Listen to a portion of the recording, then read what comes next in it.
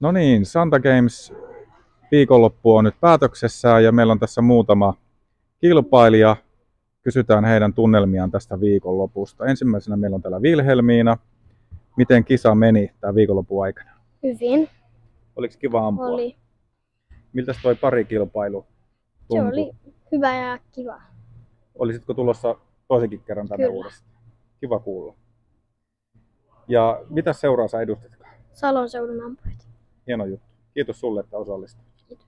Sitten meillä on Mikkelin ampujista Siiri ja Nelli. En nyt muista kumpi oli Siiri ja kumpi Nelli, mutta Siiri, mitäs mieltä olit tämän viikonlopun kisoista?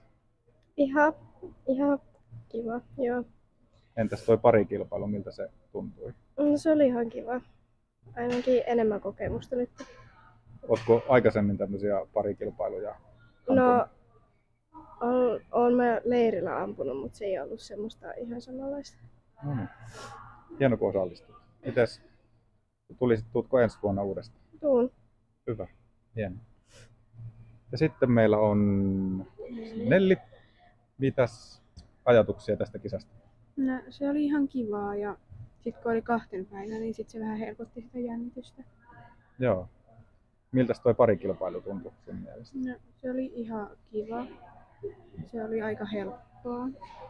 No niin, kiva kuulla. Ja ootko aikaisemmin tämmöistä parikilpailua ampunut? No niin. Ja mites, nähdäänkö sut seuraavalla kerralla vuoden päästä? Joo. Hieno juttu. Sitten meillä on yksi näiden kilpailijoiden huoltajista. Jos muistan oikein, niin Mikkelin ampujista. Mikkelin ampujista ja Siiri Kaukosen äiti. No niin. Mites viikonloppu sujuu näin niin kuin huoltajan näkökulmasta? No viikonloppu sujuu hyvin ja kisa niin kuin formaattina oli tosi mukava. Tämä 2-päiväinen, eli varmasti tämä päivä vei vähän sitä jännitystä nyt sitten pois, että eiliselle oli vähän ladattu sitä jännitystä ehkä enemmän.